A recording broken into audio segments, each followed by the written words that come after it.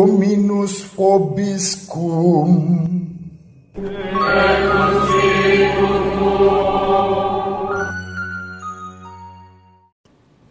Sahabat peradaban kasih ekologis yang terkasih, selamat berjumpa dalam renungan harian bersama saya Romo Alois Budi Purnomo PR melalui channel ini. Semoga panjenengan selalu sehat, tetap semangat tanpa sambat, dan selalu bahagia. Kebahagiaan yang bersumber dari Tuhan Allah kita. Mari kita awali perjumpaan kita dengan bersatu di dalam doa. Kita melanjutkan doa novena Roh Kudus sebagai doa pembuka kita hari ke-7. Dalam nama Bapa dan Putra dan Roh Kudus. Amin. Ya Bapa, utuslah Roh Kudus memenuhi hati umat-Mu, dan nyalakanlah di dalamnya api cinta-Mu. Utuslah Roh-Mu, maka semuanya akan dicipta kembali, dan Engkau akan membaharui muka bumi. Ya Allah, Engkau telah mengajar hati umat-Mu dengan penerangan Roh Kudus. Berilah supaya berkat Roh yang kudus ini, kami senantiasa berpikir benar, bertindak bijaksana, serta selalu bergembira karena penghiburannya. Allah yang Maha Kudus, curahkanlah Roh Kudus-Mu ke dalam diri kami, sehingga kami dapat melaksanakan kehendak-Mu dan layak menjadi milik-Mu. Semoga kami senantiasa memperjuangkan persatuan, kerukunan, persaudaraan, dan perdamaian sebagaimana didoakan oleh Yesus Kristus untuk kami semua. Semoga berkat Roh Kudus gereja-Mu menjadi tanda persatuan dan perdamaian. Gereja Kristus yang satu, kudus, katolik, dan apostolik. Demi Kristus Tuhan dan pengantara kami, yang hidup dan berkuasa bersama Diko dan Roh Kudus, Allah yang Maha Esa, sepanjang segala masa. Amin. Dalam nama Bapa dan Putra dan Roh Kudus. Amin. Sahabat peradaban kasih ekologis yang terkasih, mari kita baca Injil Yohanes bab 17 ayat 20-26. Dalam perjamuan malam terakhir, Yesus menengadah ke langit dan berdoa bagi para pengikutnya. Bapa yang kudus, bukan untuk mereka ini saja aku berdoa, tetapi juga untuk orang-orang yang percaya kepadaku oleh pemberitaan mereka, supaya mereka semua menjadi satu, sama seperti Engkau ya Bapa ada di dalam aku, dan aku di dalam Engkau, agar mereka juga di dalam kita, supaya dunia percaya bahwa Engkaulah yang telah mengutus aku. Aku telah memberikan kepada mereka kemuliaan yang Engkau berikan kepadaku, supaya mereka menjadi satu, sama seperti kita adalah satu. Aku di dalam mereka dan Engkau di dalam aku, supaya mereka sempurna menjadi satu, agar dunia tahu bahwa Engkau yang telah mengutus aku, dan bahwa Engkau mengasihi mereka sama seperti Engkau mengasihi aku. Ya Bapa, aku mau supaya dimanapun aku berada, mereka juga berada bersama-sama dengan aku, yakni mereka yang telah Engkau berikan kepadaku, agar mereka memandang kemuliaanku yang telah Engkau berikan kepadaku, sebab Engkau telah mengasihi aku sebelum dunia dijadikan.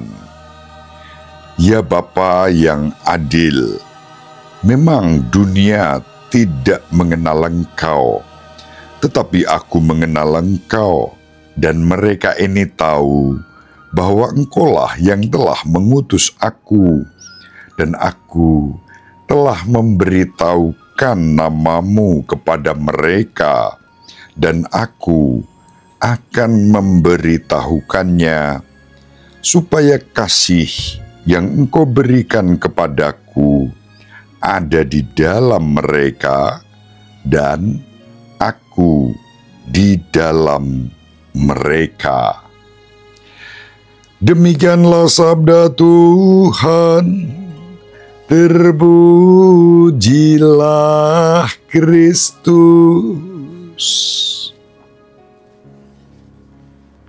Sahabat peradaban kasih ekologis yang terkasih, hari ini kita membaca bagian ketiga dari doa Yesus sebagai imam besar yang berdoa bukan hanya untuk dirinya sendiri, Injil Yohanes bab 17 ayat 1-5, juga bukan hanya untuk pemeliharaan dan pengudusan para rasulnya, Injil Yohanes bab 17 ayat 6-19, tetapi Yesus juga berdoa untuk kesatuan semua orang yang akan menerima pemberitaan para rasul dan dalam kesatuan gereja Kristus. Itu yang kita baca dalam Injil Yohanes bab 17 ayat 20-26.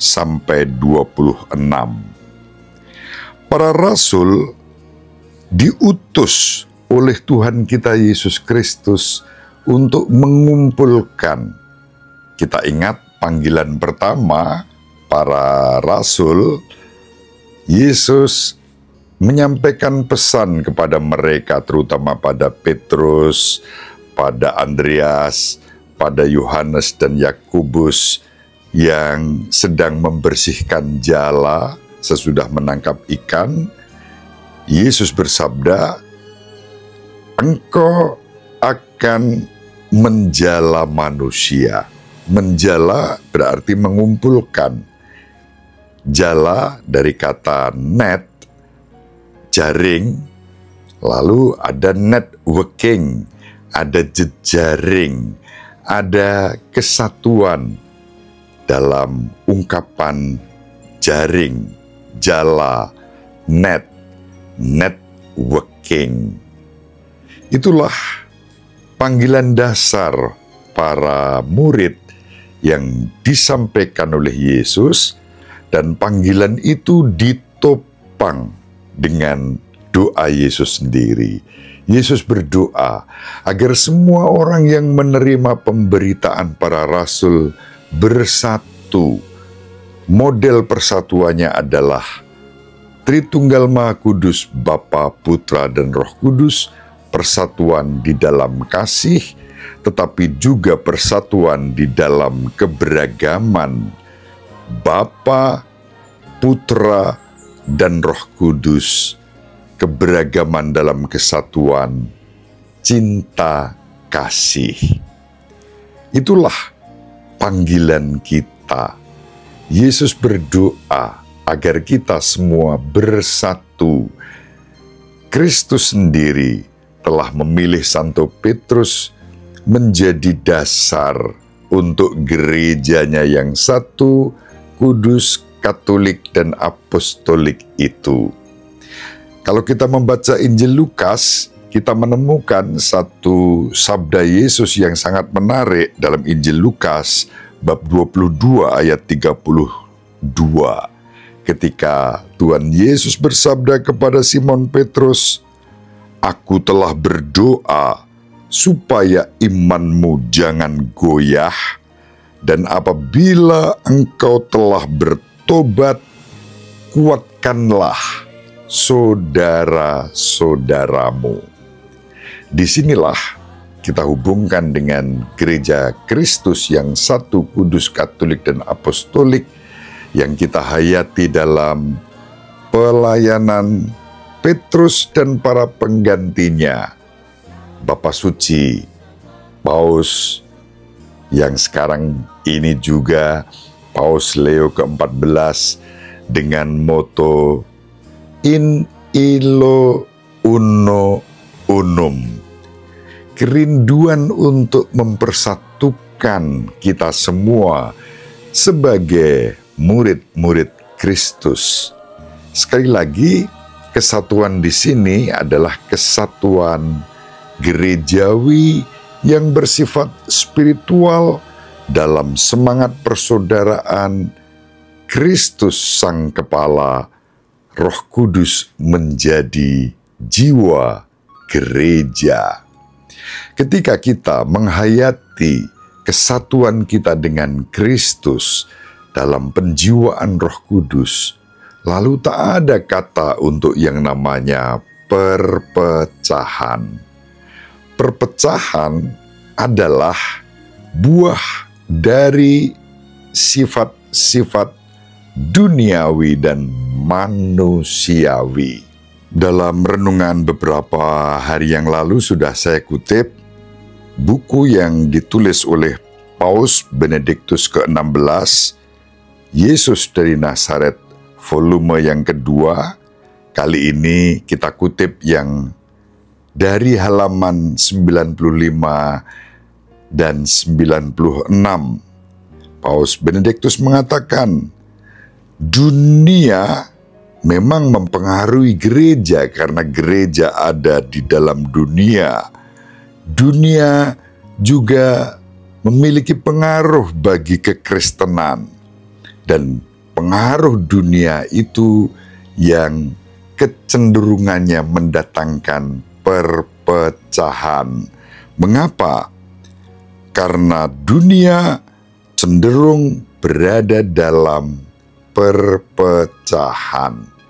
Sedangkan gereja Kristus diundang untuk menjadi saksi persatuan. Kesatuan hanya dapat datang dari Bapa melalui Putra, dan hal itu terkait erat dengan kemuliaan yang diberikan Sang Putra melalui kehadirannya yang digerakkan oleh Roh Kudus. Sahabat peradaban kasih ekologis yang terkasih, kita dipanggil melalui panggilan untuk mempersatukan, dan yang namanya persatuan adalah buah transformasi dari penderitaan Kristus, wafat, dan kebangkitannya, serta kenaikannya ke surga. Maka gereja Kristus hadir di dunia ini berkat doa dari Yesus dan dijiwai oleh Roh Kudus, mulai dengan perjamuan terakhir yang memberi kehidupan. Gereja bertahan melalui pemecahan roti dalam Ekaristi yang menjadi lambang untuk persatuan kita. Tindakan menguduskan yang dilakukan oleh Yesus diteruskan di dalam sakramen Ekaristi yang mempersatukan kita agar kita dimampukan menjadi saksi-saksi kasih Kristus di tengah-tengah kehidupan ini. Kita ingat apa yang disampaikan yang merupakan kerjasama antara Paus Yohanes Paulus II dan kemudian dirumuskan oleh Kardinal Ratzinger sebagai prefek untuk dikasteri kongregasi iman. Ada satu rumusan yang disampaikan dalam Dominus Iesus, artikel 16, saya bacakan. Oleh karena itu, kepenuhan misteri keselamatan Kristus juga merupakan milik gereja yang bersatu tak terpisahkan dengan Tuhannya. Sesungguhnya, Yesus Kristus meneruskan kehadirannya dan karya keselamatannya di dalam gereja dan melalui gereja yang tidak lain adalah tubuhnya sendiri. Dan sebagaimana tubuh kita tidak terdiri dari satu anggota tubuh saja, melainkan beragam macam anggota tubuh, demikian juga gereja Kristus. Karena itu, persatuan, kesatuan, persaudaraan, kerukunan seharusnya menjadi perjuangan semua orang yang mengaku sebagai murid-murid Kristus dari manapun denominasi gereja. Dan dari manapun denominasi gereja berasal, disatukan di dalam gereja yang satu, kudus, katolik, dan apostolik.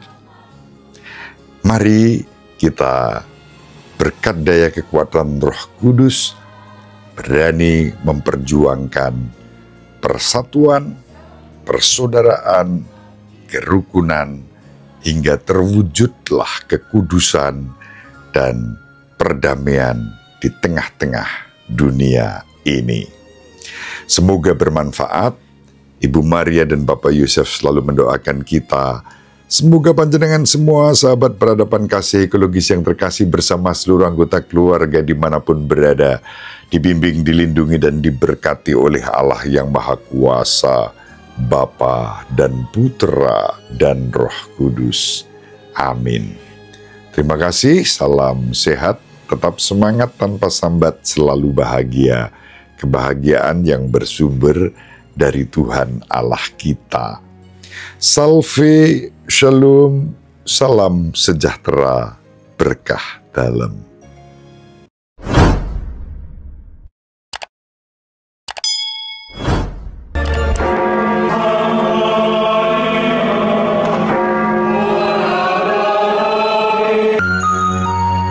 Sahabat peradaban kasih yang terkasih, sampai jumpa pada episode berikutnya. Terima kasih atas kebersamaan kita. Salam peradaban kasih ekologis, berkah dalam.